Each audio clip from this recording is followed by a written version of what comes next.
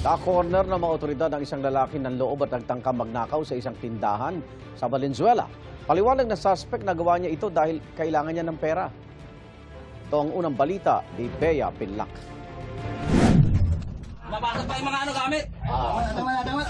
Nagkagulo sa tindahan na ito sa Valenzuela City pasado 1:00 ng madaling araw nitong Lunes.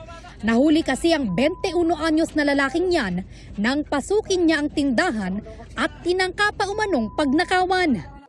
Ayon sa pulisya, mismong ang may-ari ng tindahan ang nagsumbong sa mga otoridad. Kanyang napansin na mayroong bukas na bintana sa kanyang tindahan. Dahilan sa kanyang pagsilip at napansin po niya na mayroong tsinelas at saka payong po doon sa loob. Agad po siyang kinutuban na mayroong tao sa loob. Agad rumisponde ang barangay at pulisya.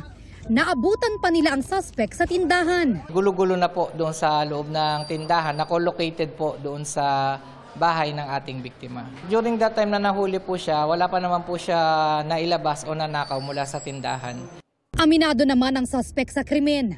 Ang nagtulak umano sa kanya para gawin ito, kakulangan sa pera. Ginawa ko lang po kasi kailangan ko po ng pamasahe pa uwi. Wala po akong makuha ng trabaho po. Reklamong qualified trespass to dwelling ang isinampa laban sa suspect na hawak na ng Valenzuela City Police. Ito ang unang balita. Bea Pinlac para sa GMA Integrated News.